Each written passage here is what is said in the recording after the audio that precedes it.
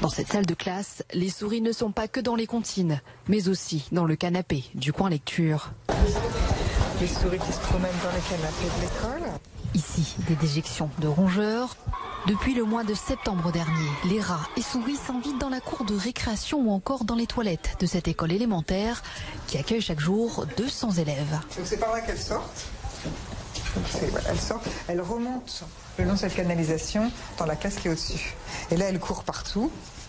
Le nettoyage rigoureux et ces petits boîtiers anti-rongeurs fournis par la mairie paraissent aujourd'hui dérisoires. On souhaiterait une solution qui soit plus efficace, de manière à ce qu'il n'y ait plus de souris, parce que c'est que bon, voilà, ça apporte des bactéries, des germes, c'est contagieux pour les enfants.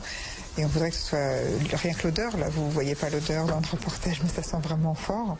Donc on aimerait que les collègues et les enfants aient des conditions de travail et de vie plus agréables dans l'école. Les parents, eux, se posent beaucoup de questions. On peut se dire qu'à des moments, il peut y avoir des contaminations à la cantine, quand ils font de la pâtisserie. Enfin, apparemment, ils font très attention, mais c'est quand même un peu préoccupant. Qu'il y ait une souris, c'est pas un problème en soi, mais que rien ne soit fait, ça c'est un problème. Lassés, enseignants et parents ont donc décidé de manifester, car en plus des rongeurs, l'école doit aussi faire face à d'autres problèmes de plomberie et d'humidité.